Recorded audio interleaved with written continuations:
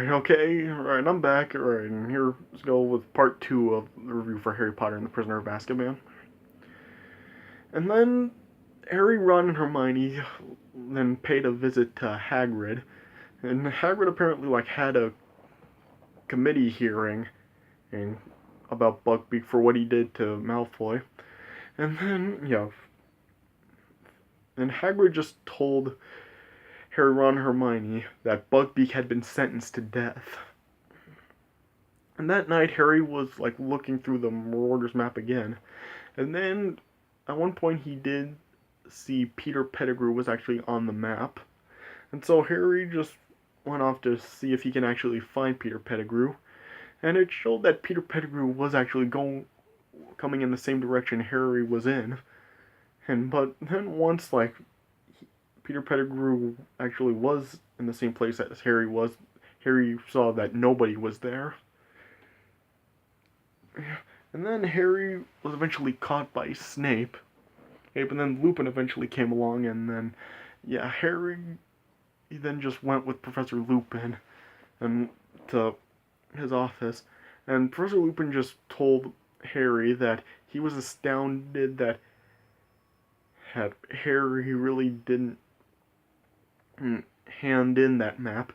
And he was just saying that the map in the hands of Sirius Black is a map to him, and he told Harry that after what his parents did to save his life, what he's doing is a pretty pathetic way to pay them back. And so, Professor Lupin then just sent Harry back to his dormitory. But before Harry left, Harry told Professor Lupin that he actually did see Peter Pettigrew on the map.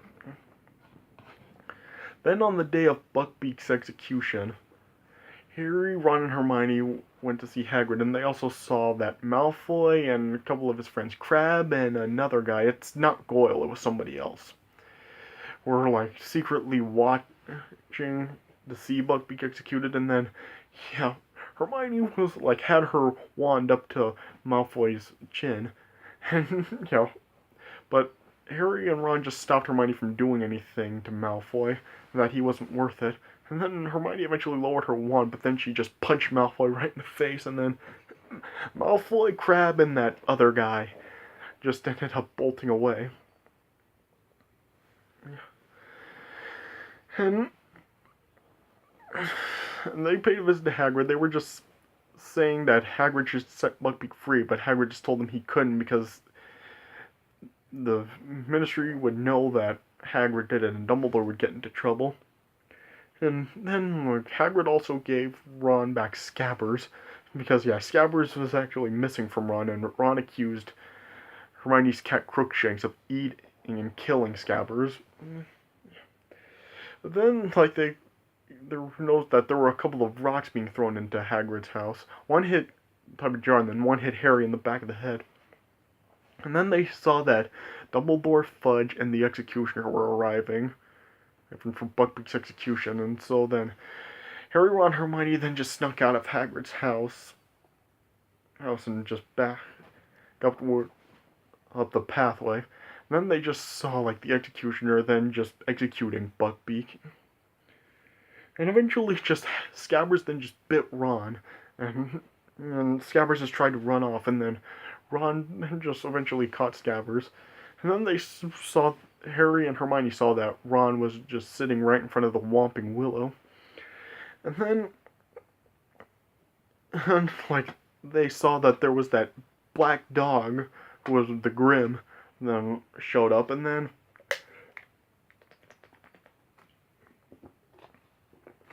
the dog just, bit Ron by the leg and just dragged him under the Whomping Willow. And then the Whomping Willow just ended up, attacking Harry and Hermione just was caught on the Whomping Willow's branches, and she was being swung around, and then she eventually grabbed Harry, and Harry was swinging along with him too. Then Harry and Hermione eventually also fell underneath the Whomping Willow. And then underneath the Whomping Willow, it actually led to the Shrieking Shack, and they eventually found Ron, and they discovered that the dog was Sirius Black as an animagus. And then Harry, of course, then went after Sirius Black.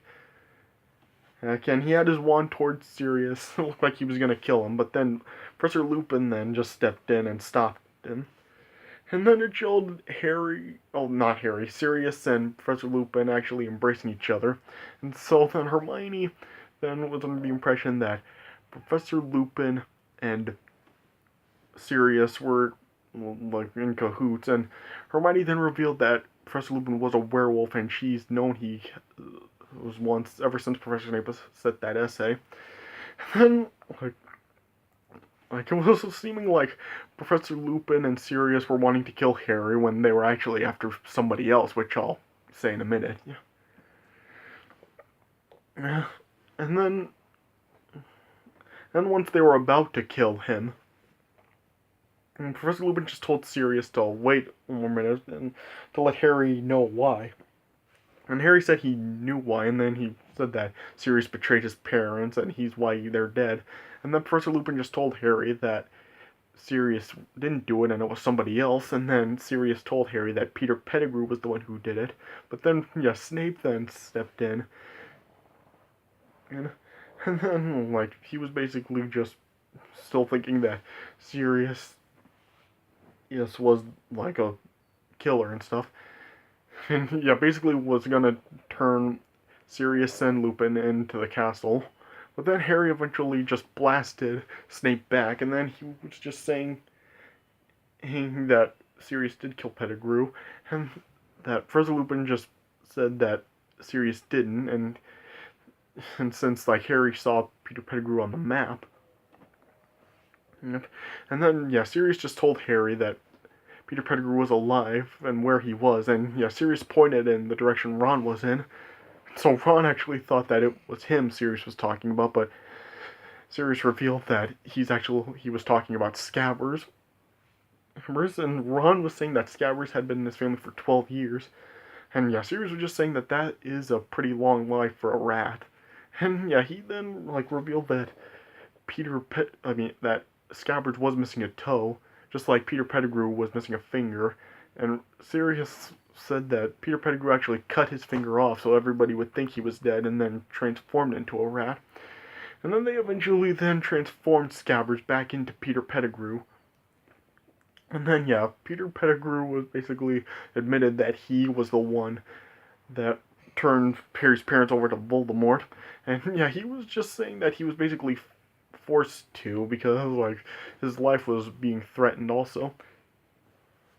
And, Peter Pettigrew was just trying to tell Harry that his dad wouldn't have wanted him killed, and Sirius and Lupin were about to kill Peter Pettigrew, but Harry stopped it and just said that they would take him to the castle, and after that, they would turn him into the Dementors. And then,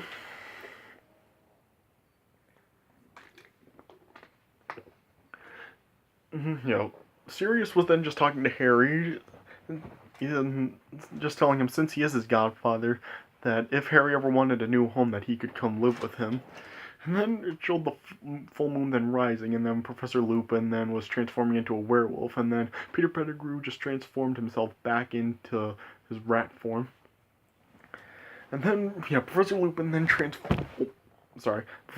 transformed into a werewolf. And then he was about to go after Harry, Ron, Hermione, and Snape. But then Sirius transformed back into his dog and just fought the werewolf off and just lured him away from Harry, Ron, Hermione, and Snape. And then Harry then followed, and then he noticed that the werewolf was gonna really kill Sirius. And then Harry lured the werewolf away. He threw a rock in the back of the werewolf's head. And the werewolf was gonna come after Harry, but then the werewolf heard a howl, and then just bolted off in the direction the howl was coming from. And then Sirius was just laying unconscious right beside a lake. And then the water in the lake just started to freeze up, and then Harry and Sirius were just surrounded by a pack of Dementors. Then the Dementors then were just continuing to suck from both Harry and Sirius. And eventually it's just Sirius's soul was just completely sucked out. And then Harry then saw what looked like a spirit of a deer here on the other side of the lake. And then he saw a unknown figure casting a Patronus charm and sending the Dementors off. And then Sirius's soul then just went right back in him, and he was revived.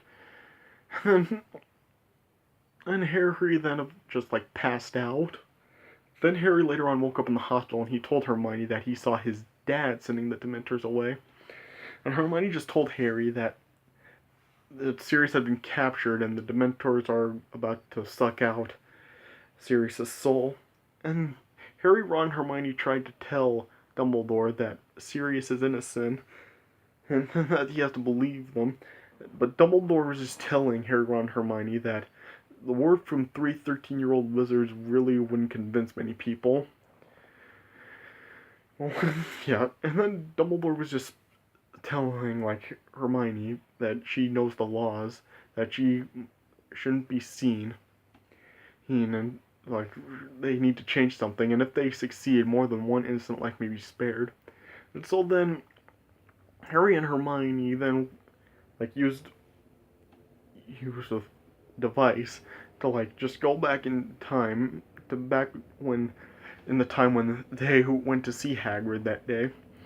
And so Harry and Hermione then just were like retracing their steps, and then Harry noticed that they were like back in that position they were in, with like confronting Ron, Crabbe, and that other guy. And then Hermione explained to Harry that the device was a time turner that McGonagall gave to her first term, and that's actually the way she's been getting to her lessons. And then, yeah, she was just like telling Harry that they couldn't be seen by anyone. And then they saw that Buckbeak was still alive. And even after like that, the part where Harry, Ron, Hermione left Hagrid's, then they actually like stole Buckbeak away to prevent him from being executed. And then, and when it came to the part where they were like in the Shrieking Shack, they noticed that Lupin and Snape were going down into the Willow, and as they were waiting for them to come back out, Harry was once again telling Hermione how he saw his dad, well, we thought he saw his dad, sending the Dementors off.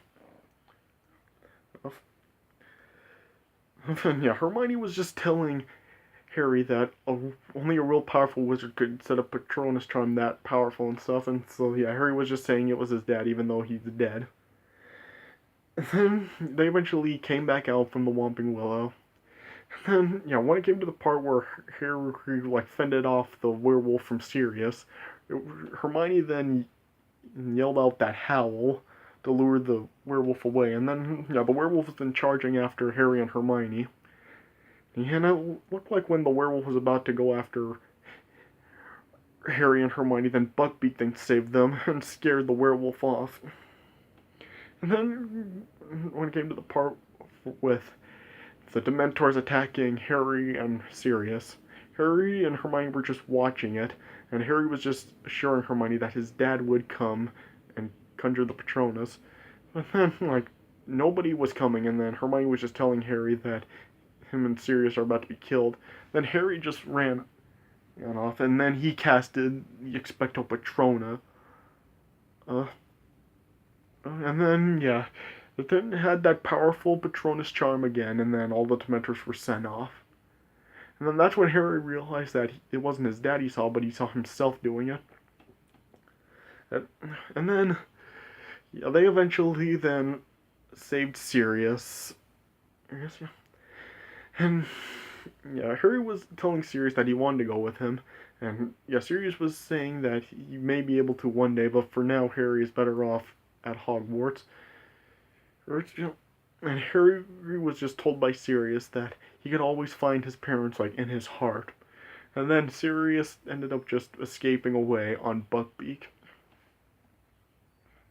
Then the next day, Harry paid a visit to Professor Lupin in his office, and Professor Lupin was, like, packing his stuff up, and he just told Harry that he resigned as teacher, and he just felt that it would be better if the parents wouldn't have an uproar from somebody like him teaching their children. And then, yeah, before Lupin left, he gave Harry back the Marauder's map. Yeah. And then, yeah, the movie then just like ended with Harry coming into the Great Hall and receiving like a gift, and the gift was actually a firebolt, which was the fastest broom in the world, and it also like came with a large feather. So I guess that was like saying that Sirius was the one that sent it to Harry, and the feather was from Buckbeak. And then Harry then just took the broom outside and then and rode on it, and yeah, the broom was just like super fast, and yeah, the movie just like ended with Harry he just flying by the camera on the broom. So yeah, kind of like an abrupt ending for the movie, especially like from the first two films. Like the first two films like really did seem to end on the perfect note. Like even though, as I said, like the ending for Chamber of Secrets seemed a little corny, like the score really did like make the ending like really still like good, and yeah, just like the first two films seemed to like end like on a perfect note, like with like just like proper endings for them. And this movie, it just seems so abrupt. Like we just have Harry like riding around the grounds on his new broom, and then that's just how it ends. Like it doesn't really like give a proper send off like the other two films did. So yeah, kind of an abrupt ending, but yeah, that's really just like really a nitpick. I mean, there's not really anything wrong with it. Just like a nitpick, just like because of just like how the seems like it's a real step down of an ending from the previous two films, but it's not really that big of a deal. And so yeah, that's how the movie ended. So yeah, like I said, 3.75 stars out of 4. I mean, yeah, it's just a really great movie, and yeah, I really would say that this is probably my second favorite Harry Potter film of all time. It just really is a great film. Alright, so yeah, that does it for my review of Harry Potter and the Prisoner of Azkaban. I hope you guys enjoyed this review. So yeah, thanks for watching, and I'll see you guys later.